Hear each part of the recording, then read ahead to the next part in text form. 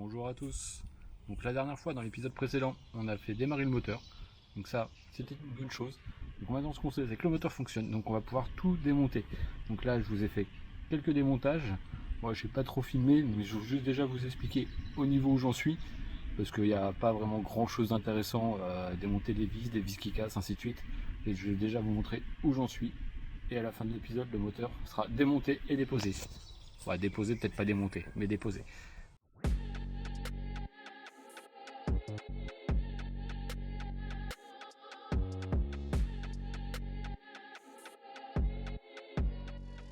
Donc voilà, première chose que j'ai fait, désolidariser toute la sellerie.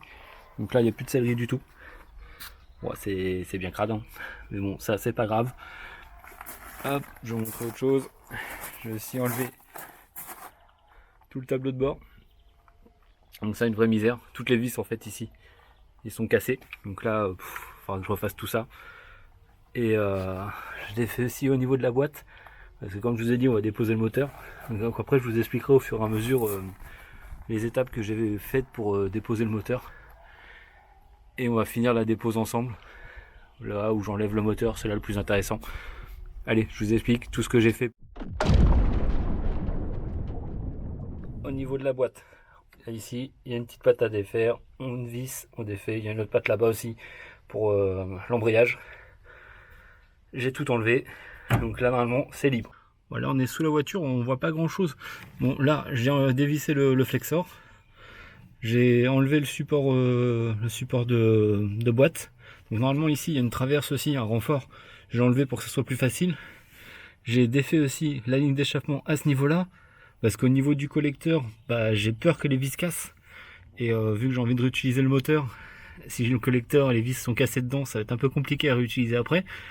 Voilà, après en dessous c'est à peu près tout ce que j'ai défait. Bon, c'est quand même assez compliqué et assez long, mais c'est pour ça que je l'ai fait hors caméra, au moins comme ça vous voyez à peu près comment c'est fait, et à partir de là ça va être beaucoup plus intéressant pour vous. Donc voilà, donc c'est à partir de là où j'ai fait beaucoup plus de choses. Donc déjà j'ai enlevé le capot, parce que pour l'enlever ça va gêner. J'ai défait tout le faisceau électrique qui était là, j'ai remis au dessus. Donc j'ai tout repéré, j'ai pris des photos avant et tout, comme ça on va pouvoir tout remettre. Ça c'est le faisceau électrique des accessoires. Donc il y a juste 3 fils qui sont branchés là-dessus pour le moteur. J'ai enlevé le radiateur, mais il était déjà... Si, j'ai enlevé le radiateur pour faire de la place. J'ai débranché tous les fils qui gênaient au niveau du plus. J'ai enlevé les supports moteurs. Je sais pas si on va voir. Ici. Et pareil de l'autre côté. Donc là je les ai enlevés complètement parce que du coup j'ai l'impression que ça allait gêner si j'enlevais que la vis ici. Donc je les ai enlevés complètement du moteur. Enlevé l'arrivée d'essence. J'ai débranché le câble d'accélérateur aussi. Là il n'y a plus rien qui est lié. Là le rideau du radiateur là aussi. La bobine d'allumage je l'ai défaite aussi. On va mettre ça là d'ailleurs. Que ça bloque pas. J'ai défait aussi la commande de boîte qui était branché ici pour la commande de boîte au volant. Là normalement il est prêt à sortir, hein. Non, j'ai rien oublié. Bon, juste pour vous dire, ça m'a quand même pris une demi-journée à défaire tout ça, parce qu'entre les vis grippées, les vis rouillées, tout ça c'est un peu compliqué. Puis j'essaye de pas casser les choses parce que si je casse c'est pas sûr que je puisse retrouver les pièces. Donc voilà. Donc là moi ce que je vais faire, je vais aller chercher la chèvre et puis on va sangler tout ça et on va le sortir.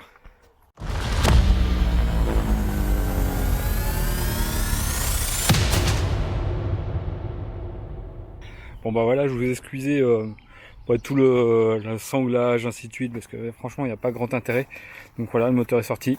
Donc là j'ai pu reculer la voiture parce que vu que je suis dans des graviers, la chèvre elle marche pas. Donc là je recule la voiture, je redescends et après on s'occupe de nettoyer tout ça pour pouvoir le remettre dedans.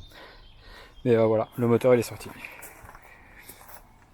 Comme je vous ai dit, fin de vidéo, le moteur il est sorti de cette voiture. Donc là il n'y a plus qu'à nettoyer, refaire.